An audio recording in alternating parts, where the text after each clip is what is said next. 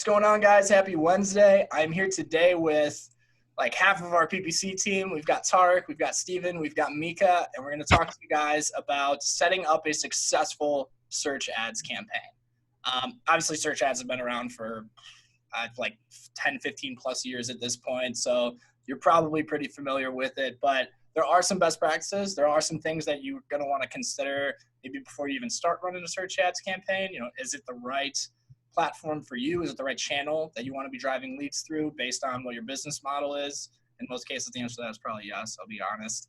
And then how do you know that it's successful at the end of the day? So I brought in the big guns for this one. We've got the whole roundtable here going. We're going to try not to talk over each other. We'll see if that works out. But yeah, why don't we get it started? Tarik, if you were setting up a successful search ads campaign, where do you lay the foundation?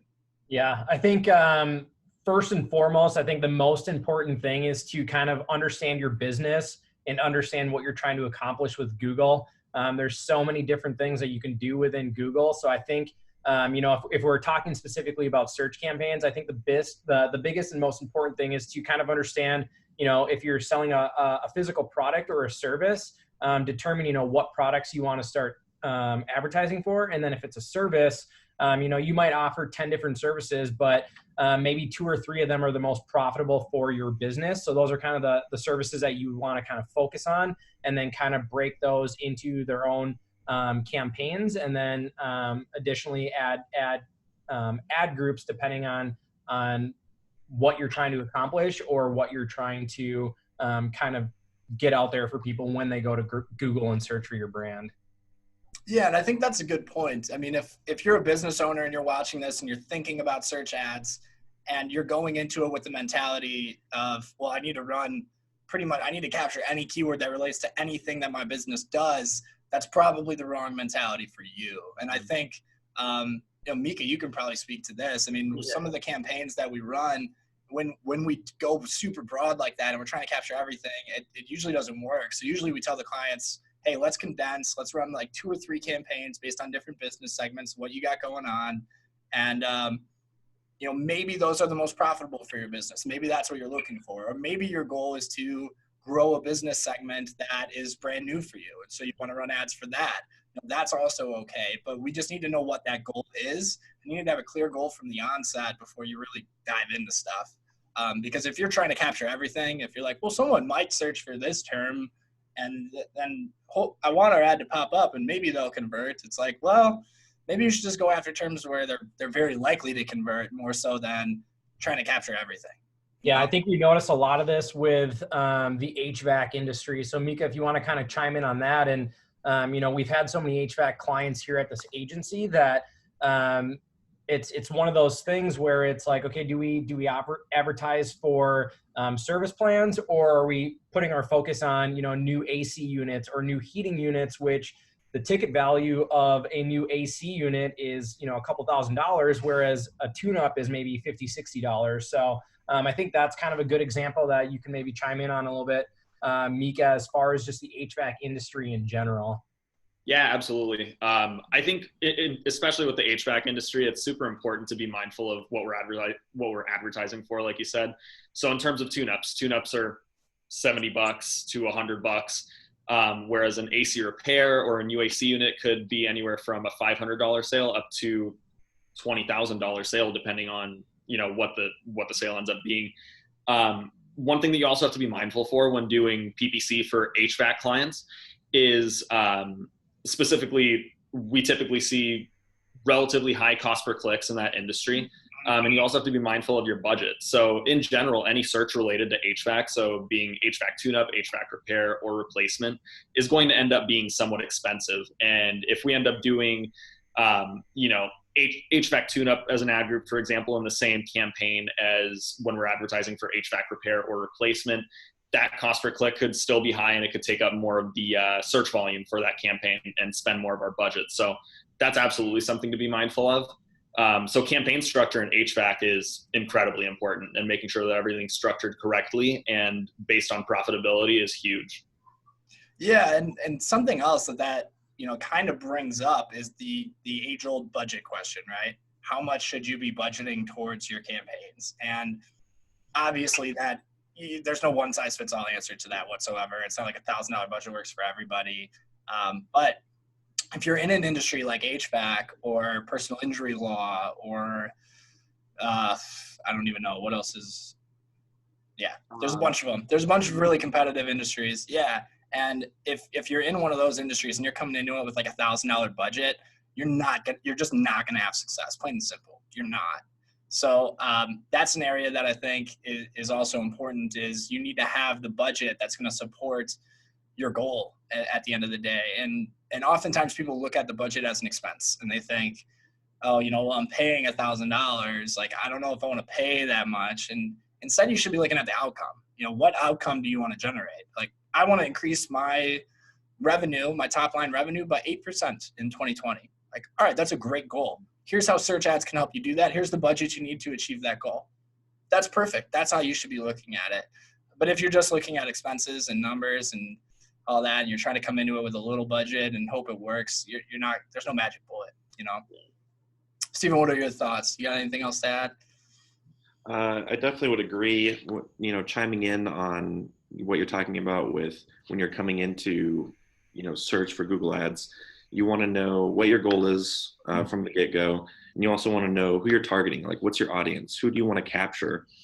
Getting that from the beginning, it gives you a good path towards, narrowing down, your audience, where you're targeting, what those people want to see when they're searching for your product. So I definitely think that having your price point not being kind of a big factor, you want to look at who you're trying to capture.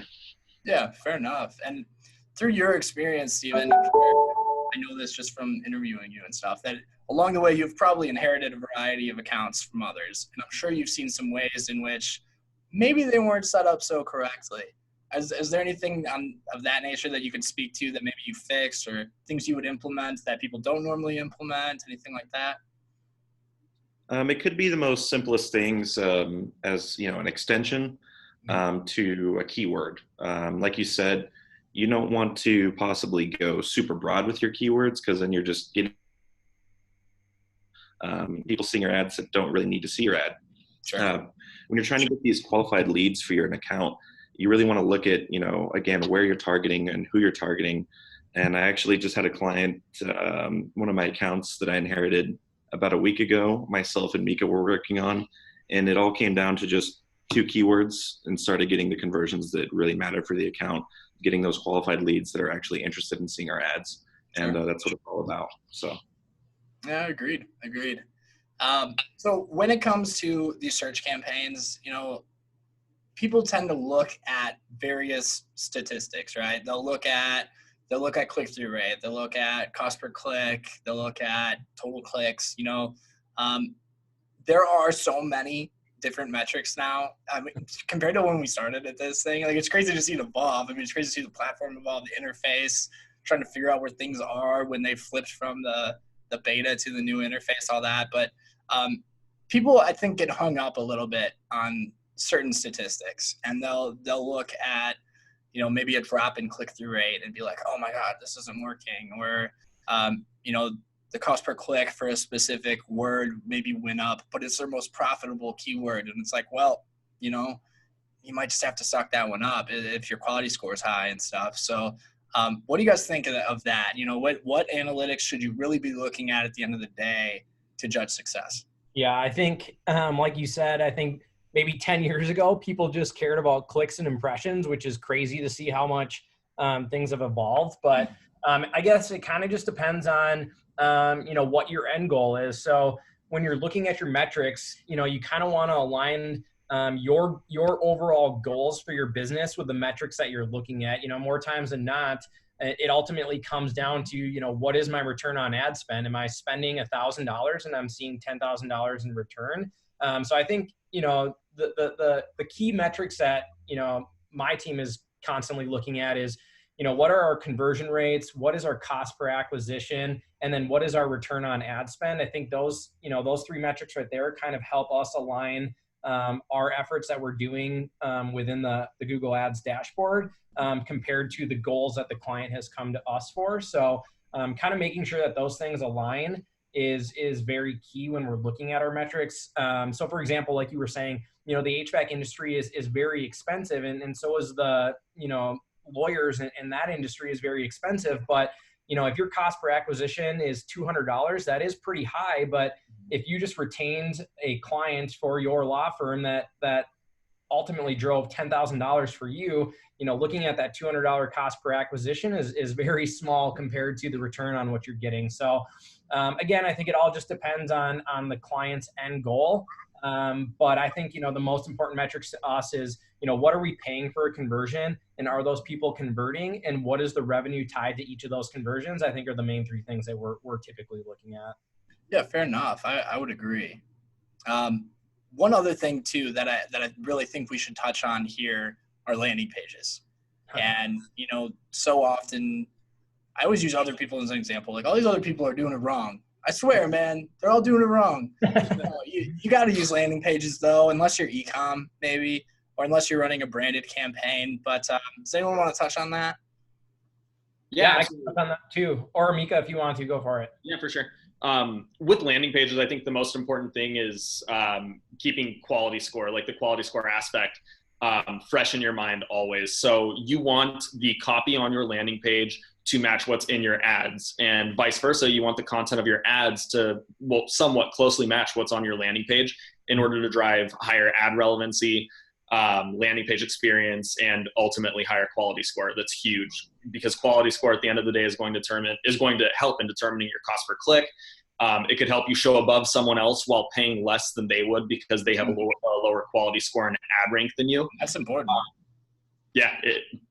Quality score, ad rank, and content on your landing pages is huge. On top of that, Tarik can touch on this, but we have an awesome landing page structure that we like to use in terms of when our designers create our landing pages, that just really helps to drive a higher conversion rate. And it's incredibly helpful to have templates like that here.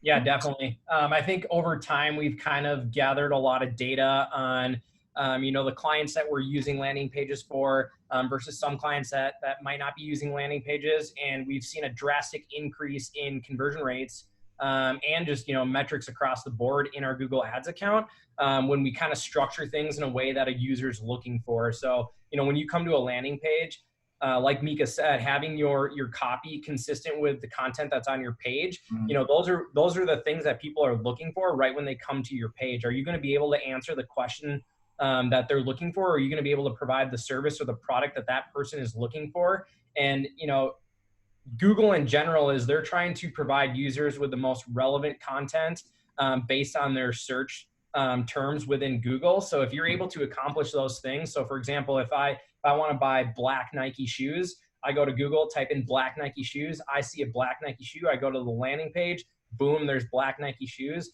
I'm more likely to convert versus going to a page where I have to either sift through a bunch of different colors or different brands or whatever it might be. So just being relevant across the board is definitely a huge factor when considering Google Ads and running search campaigns, and just showing the right user the right content at the right time. Mm-hmm. Mm-hmm. And at its core, really, all of this revolves around tracking conversions properly, right? Totally. Tracking everything properly. Steven, I don't know if that's something you want to touch on, but as far as conversion tracking goes and tracking codes and all that, if that stuff's not set up properly, at the end of the day, I mean, you don't really know if you're doing well or not, which is a scary thought.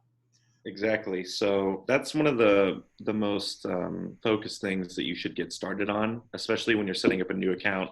Inheriting these accounts and starting with you guys on the team, it's definitely one thing you always want to check in every single account, just to make sure you set everything else up properly. You made a beautiful landing page, you worked really hard on your ads, you really know who you're targeting, and you're drawing these people in. But if you're not setting up your conversion tracking properly, you have no idea if these people are actually converting, how many people are converting, what your revenue actually is to get that ROAS that Tarik was talking about earlier. That's kind of like at the core, one of the main things that you need to do for an account. Getting these leads and then making sure you're tracking them. Because if in our position, if we get a new client and let's say everything else is beautiful, they love it, at the end of the month, the conversion says 0, like, what are you supposed to do about that? So it's definitely a huge factor in setting up a search campaign as well. Yeah, and that's something that I always like to touch on with people when they tell me, oh, well, I really like this. Let's do our landing page just like this. And it's like, well, okay, we can try that. But A, I don't think it's going to work. B, let's test it. So we go ahead, we test it, and it comes out at the end of the day, and it's like, oh, well, the one that I didn't like is the one that worked. And it's like, yeah, I mean, it's not really about what you like, to be honest. It's about what generates results. And I think that's where everyone needs to maintain their focus if they want to keep the stuff going in the right direction. Absolutely. Yep. Anyone got any bonus material here? Little extra we can throw at them? Who's got the best background? I think Micah does. He definitely has the best background.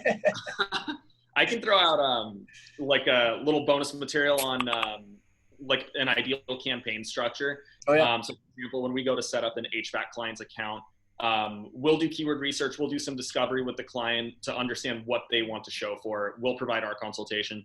And once we figure out exactly what we're going to show for, we'll do some keyword research. We'll figure out what keywords we're going to show for within that client's parameters, what they want to advertise for. So if it does end up being tune-ups, then we'll find out what keywords are more effective for running ads for tune-ups. We'll use local-based searches, things along that nature. So more like highly converting keywords, essentially. But back to like the actual campaign structure, the ideal campaign structure that I like to stick with is a tightly themed ad group that, matches well with Google's best practices. And within that tightly themed ad group, essentially, we have a campaign for heating, right? Within that heating campaign, we'll have an ad group for heating repair, heating replacement, heating installation, heating installers, heating company, things along that line. And then within that, we'll have tightly themed keywords that closely match essentially the name of the ad group. But all those keywords will be themed around the ad group name. So if it's heating replacement, all the keywords in that ad group will include a keyword replacement in them, but have different variations and different additional word combinations in there. And then the ads on top of that will closely reflect heating replacement as well, so that when a user searches heating replacement near me or heating replacement name that we're serving at, they're going to see an ad that literally essentially repeats their search back to them, further driving that user experience and ad relevancy, which ultimately helps with conversion rate optimization and driving higher conversion rates. And working on some of our HVAC clients and restructuring some of these accounts, I've actually seen conversion rates of up to 15% in non-brand campaigns just using that structure. So it works, and I'm going to continue using it, and I love it. I think too, that having a tight themed campaign structure, not only does that benefit our clients, but it also benefits us internally, because when we're looking at the data and we're analyzing, okay, which campaign, which ad groups, which keywords are working, instead of having everything kind of mixed into one, we have everything broken out. So, okay, HVAC repair, was better than HVAC replacement. So now we can put more of our focus into the ad groups and the keywords that are working versus trying to attempt to find out which keywords are working and so on and so forth. So, not only does a good, structure benefit our clients, but it also benefits us when we're kind of analyzing the data after a campaign or after a month's worth of running it, and then making those changes moving forward based on what we see. And testing, I think, is another big thing that maybe we've kind of glossed over too. I mean, you should always be testing, and you should always be testing multiple things probably at the same time. There are so many different variations of things that could work for you. Landing pages, you might want to test one landing page versus another. You can do that with Google Optimize. You might want to test at one ad versus another, one keyword versus another, one bid strategy versus another. There's so much that you can be testing at any given point, and nobody can just set up a campaign and say, this is exactly how it should be set up. This is going to work perfectly. And then it just does. I mean, that's not how it works. That's why you need to continually work at it over time. And someone can't just set it up for you, and then 5 years later you look at it and it's still running perfectly and generating all these leads. Like, no, that's just not how it works. Yeah, I agree. I think, like you said, there are so many different aspects of a Google Ads campaign that you can be testing. But I think, you build the foundation of a campaign, and, for example, we are always testing out 4 variations of ads in all of our ad groups. And then once we take a look at the data after running it for X amount of time, we're then eliminating the ones that are, for example, let's just say we're looking at the click-through rate of 4 different ads. If there's 2 underperforming ads compared to the other 2, we typically pause those ads, create new variations, and see if we can beat the ones that are currently working right now. And then we just continuously build onto that foundation because like you said, you can never just put up a campaign and just let it ride out. It's always going to be something that we have to build upon. So A/B testing is crucial for any Google Ads account that you're running. Agreed. Yeah. And with that, I think we lost Steven. You were good. He's like, oh, I've heard this already. I'm done. Well, cool. Well, that's probably a good place to wrap up there. Thank you guys so much for joining. Hopefully, listeners, you got something educational out of this. If you ever need anything, there are a ton of resources online too that you can look at as far as PPC knowledge. Like WordStream's pretty good. I don't know if you guys know anything else off the top of your head, but you can just Google. I mean, I think if you go to support.google.com, there are definitely a lot of articles on troubleshooting things or best practices or how to run an A/B test, things like that. So there's a lot of resources out there. All right, perfect. Yeah, well, great. Thank you guys so much. Happy Wednesday to all of our viewers out there. Steven says happy Wednesday too. He's sorry he can't be here, but he just messaged me privately, and he's thankful. So thank you guys. Have a good one. Yep. Thanks.